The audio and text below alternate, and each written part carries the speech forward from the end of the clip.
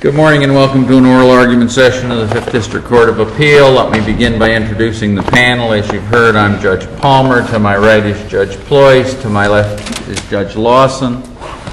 We have both criminal and civil cases on the docket today. Each side will have 15 minutes in the criminal cases, 20 minutes in the civil cases. There's a clock on the podium to help you keep track of your time. The appellant wants to save any time for rebuttal. If you let me know how much time you'd like to save, we'll try and help you keep track of that time. Please make sure if you got any cell phones, they're turned off so they don't interrupt us today. First case on the docket today is Michael Salas versus State of Florida.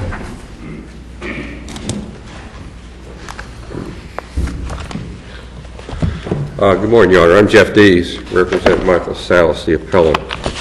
He was convicted of 6 counts of murder, 1 count of burglary, and 1 count of conspiracy in a joint trial with 2 co-defendants, Troy Victorino and Jerron Hunter. The issue we raised first in our brief is the jury instructions on all the substantive offenses placed all 3 defendants' names in the elements and the conjunction and or between their names. Mr. Dees, let me kind of get you into that a little bit. As I understand the case law, our analysis would then require us to say, well, first of all, is the instruction misleading to a jury? And I think most of us would agree that that's the case. Okay. There's no objection, so then we come to an analysis of whether it's fundamental error. Well, we did object, but okay. There was an objection made? To all these instructions, yes, sir. At the time, as each one came up, we objected on the record. The court overruled each objection to every instruction, preserved our objections, and after the jury was instructed at trial, announced again they were preserved. We object at least 8 or 9 So then we would go to a harmless error analysis? I'm not sure.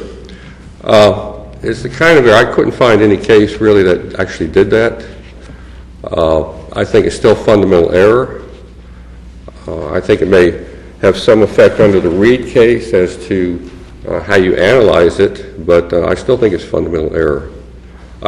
You could go to harmless error, but I think an error of this nature, it should still be considered fundamental error. Well, it just seems to me in this particular case that, first of all, the evidence was overwhelming. I think you'd have to agree with that, although I'm sure as a defense lawyer you wouldn't. But well, in all honesty, I did not trial. We contested every element, and there were no witnesses against Michael Salas as to exactly what he did in the house.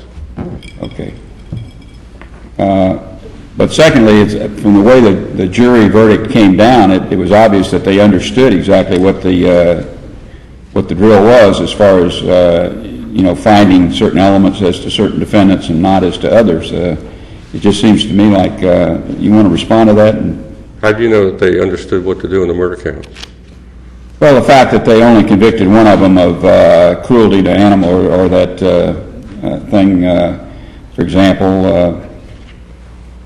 The abuse of the body counts? Yeah. That's an argument raised in the brief by the state. I have not seen any appellate court endorse that analysis. To me, the Reed case, decided by the Supreme Court in 2002, would militate against that, where they said that if an element of a crime is inaccurately instructed and that element was disputed at trial, that's fundamental error. The elements of murder and burglary and conspiracy were inaccurate, and all those elements were disputed at trial by Michael Salas' testimony, by co-defendant Cannon's testimony, who testified briefly, and by the testimony of even Hunter regarding the intent of Michael Salas and what he actually did at the scene. He testified he never intended to murder. When he was forced into the house by threat of death, he just went in, but he did not murder. He did not try to murder, did not try to kill or assist anybody to kill. All those elements were disputed. And under Reed, it would seem you go charge by charge. If you look at the other counts, the acquittal counts on 6 counts of abuse in an animal, I don't think they tell us if the jury was still not misled as to what they had to find under the murder counts to convict. They could still convict Salas based upon what Victorino or Hunter did on all the murder counts and the burglary count, and even conspiracy. Also, the and or yes, sir. error or alleged error is in all of the counts, is that correct? Yes, sir. So there were some counts where the jury, having been given an and/or instruction, did not find certain defendants guilty for the acts of other defendants, correct? Yes, sir. So there was apparently not confusion as to those counts, that the and/or didn't mean everybody could be liable for the acts of one, correct? Could be a jury pardon under the facts. Those were the minor counts, abuse of a body and the dog. They were not part of the conspiracy. It was not alleged in the conspiracy count. There was no testimony by anybody that Victorino or Hunter wanted to go in and abuse bodies or kill dogs. The conspiracy alleged simply to commit burglary, commit murder, and to tamper evidence. The jury could have, when they got to those counts, figured this is minor. We're going to assign blame to the person we think abused the body or the dog. Interesting, though, one co-defendant, at least in each of those abuse counts, was convicted, except for one count. SALAS was acquitted of all those counts, which can suggest they viewed Victorino and Hunter as the more guilty parties than SALAS was. If you look overall, out of 14 counts in the indictment, one or both co-defendants were convicted of 13 of those counts. Now that's a lot of convictions that the jury could have used against SALAS in the murder counts, including the co-defendants were both convicted in each count of murder and burglary and conspiracy that SALAS was convicted in under the and/or instruction. Let me back up a minute, and I'm confused apparently on the record. I thought there was no objection made prior to the time that the trial judge gave the instructions. I can give you the cites in the record. It's in Let me ask you more specifically what the objection was, because you sort of threw me with that too. You argued fundamental error, which is a test that we apply when there's alleged unpreserved error. That was your argument in your brief, so I'd maybe just incorrectly assume there was no objection. Did trial counsel object that the use of the and/or would be misleading and would cause potentially the jury to convict one? In those exact words, in the record, page 1978, 1982, 1999, 2013, 2017, 2099, and record 21 at page 2124. Every time it came up, counsel for SALAS objected to the and/or instruction. And every time it came up, it got progressively more expanded objection that it would mislead, confuse the jury, be a misstatement of the law, and would also conflict with the principal's instruction. The court overruled it every time. Didn't make counsel repeat it for similar counts as to each body, each victim, said that the objections were preserved. And we objected again when he gave the instructions and he said those are preserved. Okay, then this is really not a fundamental error analysis if what you're saying is true. Why not? It's the kind of error in Reed that the court said is fundamental error without an objection. If there's an objection, does that make it less fundamental? It doesn't seem to make sense that you go to a harmless error analysis. Well, it makes it irrelevant whether it's fundamental or not, because the only significance of fundamental is that it can be raised even if an objection was not made. It seems like it's still fundamental because of the nature of the and/or. All the district courts have agreed that and/or is a fundamental It sounds error. to me what your argument, you're defining fundamental to be an error that can't be harmless. Is that your argument, that if it's fundamental, it can't be harmless? Well, that's what Justice Wells actually said in the Reed case. If it's fundamental error, by definition, it is not harmless. If you want to go to harmless error, I think the state has the burden to prove beyond every reasonable doubt that this did not prejudice SALAS. I don't think you have to get into that kind of argument with fundamental error.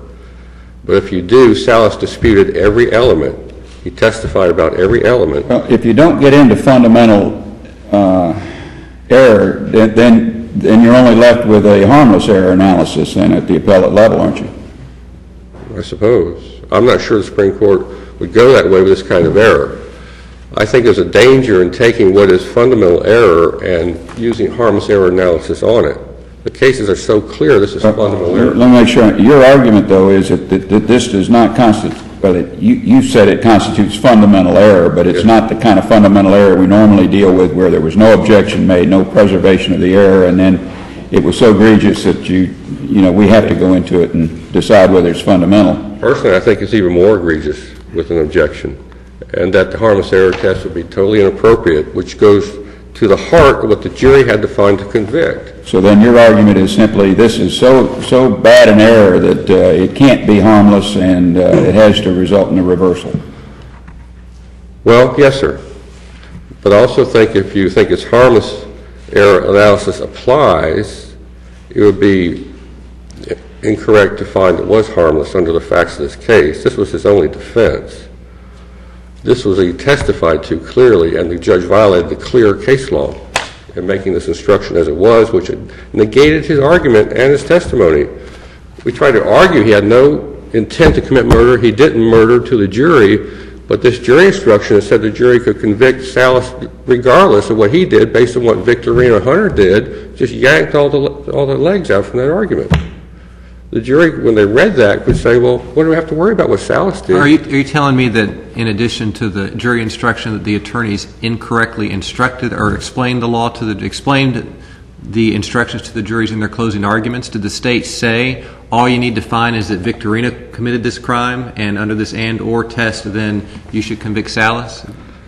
I cite the prosecutor's argument in the brief in there. What he actually said was, who cares who did what? They were all in there. They all came in together, and they did what they came for. So that was his argument, and I think it was very essential to define. Isn't that basically a correct statement of the law under the I think it, again, without the correct charge of the murder. Principal charge? The principal charge was given, correct? Well, yeah, but it was modified. The judge put all defendants' names where the word defendant is in that instruction. He put all three defendants' names in again with and/or between each one. So it was kind of circular. You go to the principal instruction, it said, well, Hunter and/or Victorino and/or Salas are guilty as a principal if Hunter and/or Victorino and/or Salas intended the crime to be committed, and Hunter and/or Victorino and/or Salas did something to encourage somebody else to commit the crime or each other. It just didn't give the jury an instruction.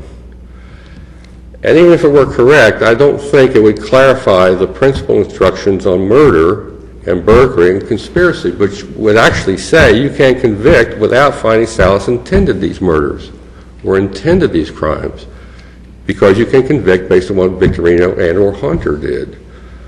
So I disagree with the Garzon decision, which says that somehow clarifies such misleading and/or instructions. And that Garzon decision cited by the state is, even as there are other cases in the 4th District that don't follow it and disagreed with it, like the Williams case, which I cited, and subsequent cases after that. It's now up on appeal. The Supreme Court accepted review of the Garzon case in May of this year. The other under 3 minutes if you want to save any time. Just the other two issues in the brief are important. The second one was we think we should have gotten the duress instruction based on Salas's testimony, that it was not until they got right at where they parked at the house that night, about midnight, and walk into the house, and Victorino says, nobody's going to live when I come out there. It's the first time that he knew there was a planned murder by Victorino. Even Hunter testified he thought they were just going to go get their stuff back. At the door, Salas and Cannon said, look, we don't want to do this. Now they knew it was a murder. We want to go. And Hunter said, if you don't go in that house, you're going to be just like those folks in there, which he meant dead. And it forced Salas to go into the house, but he didn't go in and murder anybody. He went in the house, went to the back bedroom, got into a wrestling match with Gonzalez, but he didn't kill anybody, and there was no testimony that he went around trying to kill anybody. And we think that duress instruction was also important, that pulled the legs out from under his argument that he did not go in the house with intent to commit murder. The third issue was the blood alcohol levels of victims, Roman and Vega, two men who were in two of the bedrooms with elevated alcohol. Counsel, that argument, I mean, if I'm drinking in my house and I've had 3 or 4 beers and somebody comes in and kills me, where's the relevance in that?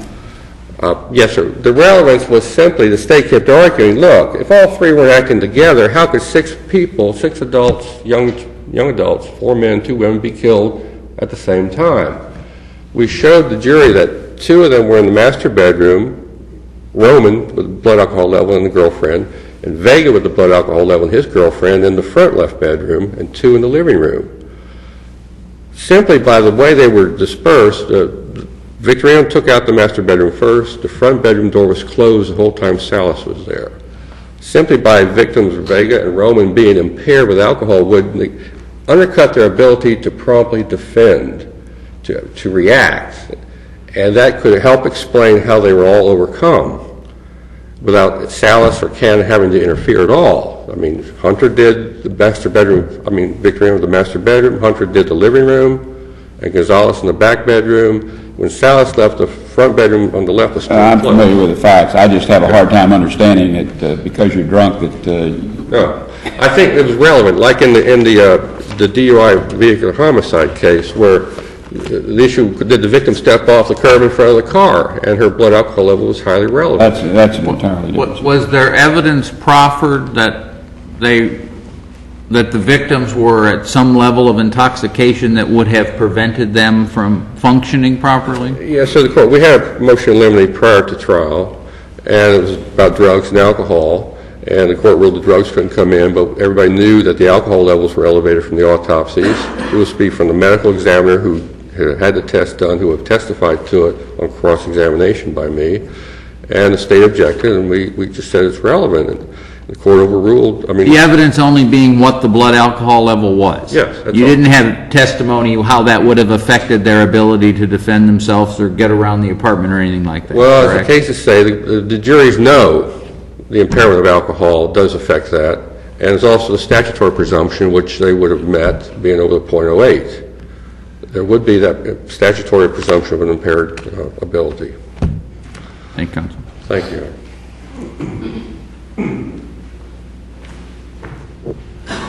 May it please the court, counsel, good morning. My name is Kelly Neal, and I'm here on behalf of the state of Florida. Mr. Nealon, would you focus on this, the first point that he raised on appeal of the jury instruction? What's your take on whether the error was preserved?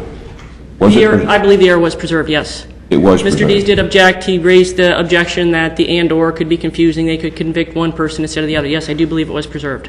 Okay. Which is why I think we go to a harmless error analysis. We do not go to a fundamental error analysis. Okay.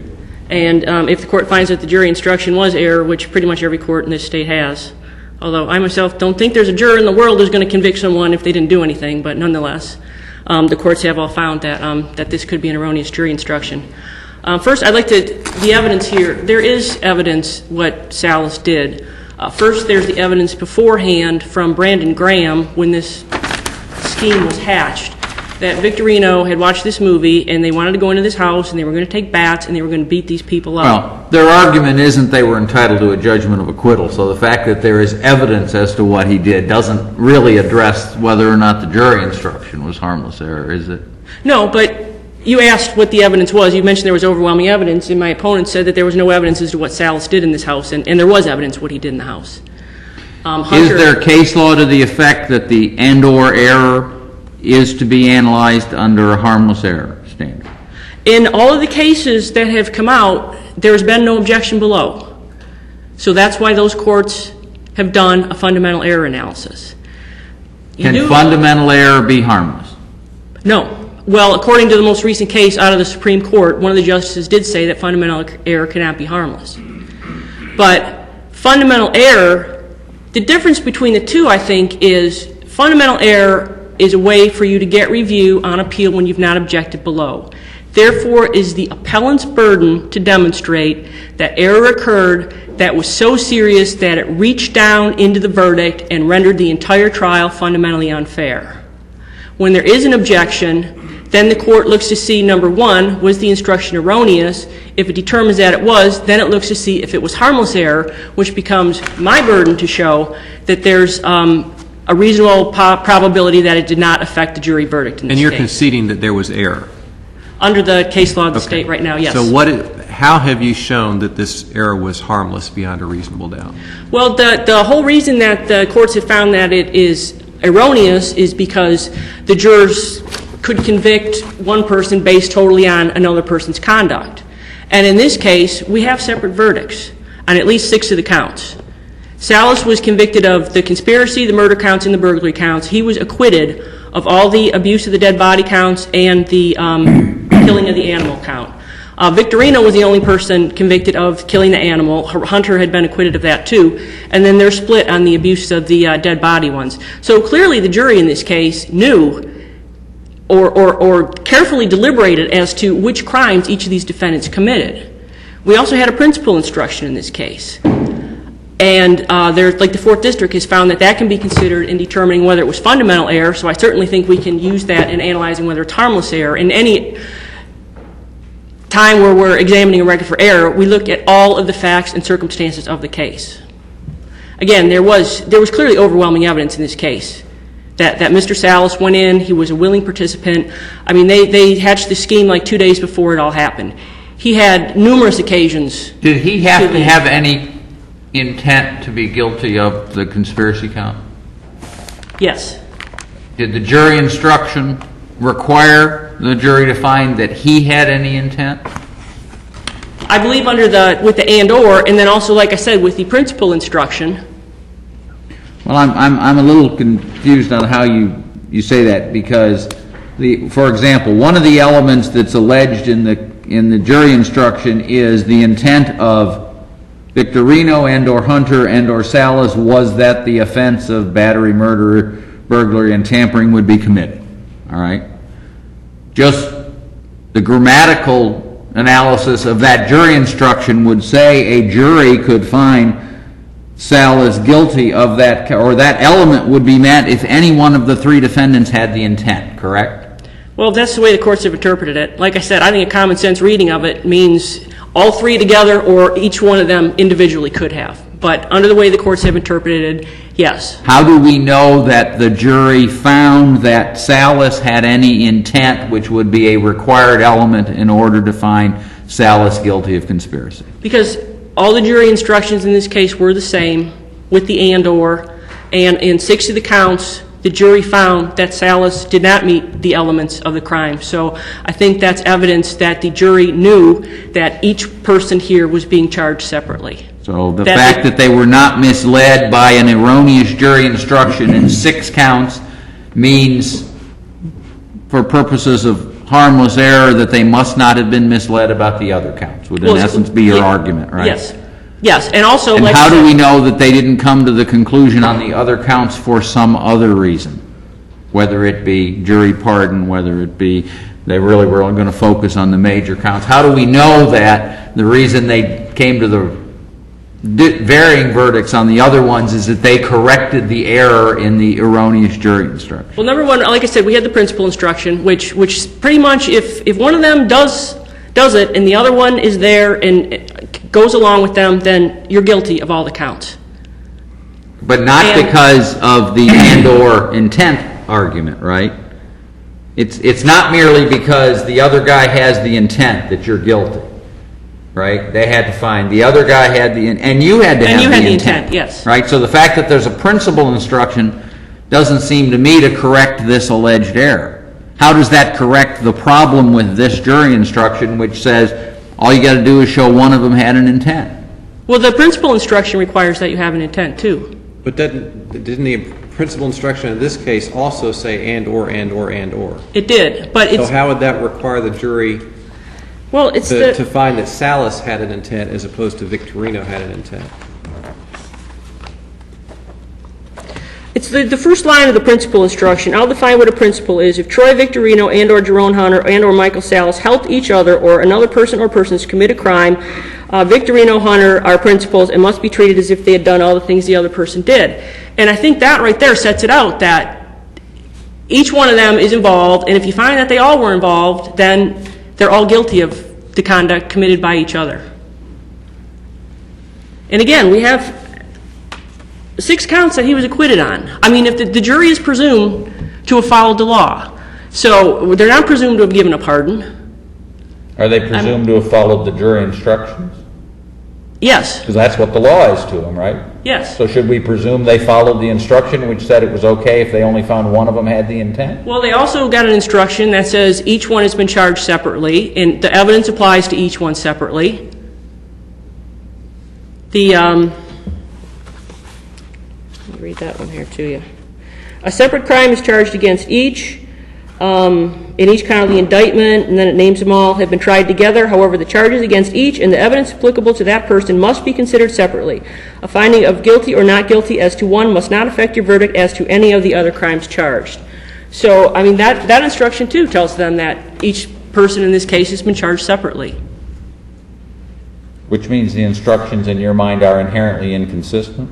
I don't think they're inconsistent. Like I said, you get that. I just don't find the and or that confusing to a jury, and that, if anything, I think would clear it up. If a jury was thinking, well, if I could convict, okay, first they get that one, it's like, okay, I can convict Salas based solely on what Victorino did, then they get this one saying, essentially, no, a separate crime has been charged against each person. They had separate jury verdicts for each one. They had separate indictments for each one. I mean, the jury in this case, it looks to me like they worked really hard. They deliberated very hard. They realized that separate crimes were charged against each of these defendants, and their verdict reflects which crimes they determined which defendant committed. I think in light of the entire record in this case, the state never argued that based on what Victorino did, you can convict Salas. It was each of them were there. The evidence shows each of them participated in this crime actively. Therefore, each one of them can be convicted of these charges. So I think in light of the entire record, we can find that this was harmless error. And just a procedural update, the Garzon case is being argued today in the Florida Supreme Court, like probably in about 45 minutes. And Hunter and Victorino, the initial brief's been filed in Hunter, and there's been no brief yet filed in the Victorino case. So just to keep the court apprised of what's going on in the other cases that will involve the same issue. Could you address the duress argument made by your opposing counsel? Yes, duress is not a defense to a homicide crime, and all of the crimes that Mr. Salas was convicted of are homicide crimes. There were 6 counts of murder, first degree and felony murder. The armed burglary, the underlying felony for the burglary was murder, so that's a murder charge. I also, even if that weren't the law in the state of Florida, I really don't think that there's sufficient evidence to support the duress instruction in this case. I mean, the final element is the harm the defendant avoided outweighed the harm caused by committing the crime. The harm he avoided was possible pain or injury to himself, and the harm that was caused was 6 murders in this case. I also don't believe that there is sufficient evidence in this record to even give a duress instruction. He never said, if I went in there, I was going to be killed right there. He said, well, yeah, I thought maybe he could hurt me. I mean, I put the quotes in my brief. You know, it may have happened, things like that. He never said, I was in fear of my life if I went into that house. And also, I mean, he said he went in there. He planned on doing this burglary. There's no dispute about that. This started several days beforehand. He went that night to go in and commit the burglary. So, I mean, the fact that maybe at the last minute he got a little scared is pretty much what his testimony is, that, you know, maybe something would happen to him. And even in the jury instruction for duress, the jury would be instructed that the threat of a future harm is not sufficient to prove this defense. So, I mean, essentially his was, well, maybe at some time I would have been killed. We also have Brandon Graham, who was originally involved in this scheme, and he realized early on that things were probably going to go very bad at the house that night. I mean, especially from his testimony that they were going to go in there with bats and beat these people. So, I mean, I think there's plenty of evidence to show that Salas knew exactly what he was getting into when he went to the house that night. He also had, I think, at least 7 opportunities that very night to avoid this, just as Brandon Graham did. He left. There were times when Victorino went in to get a pizza. They went over to someone's house. Salas stayed at his friend Christine's house for a while the other 3 went driving around. So I really don't think that a duress instruction was applicable in this case. There was not sufficient evidence, and also the evidence did not meet the elements for a duress defense. Okay, if there are no further questions, I will rely on my brief for the remaining points, and I would ask this court to affirm the convictions and sentences.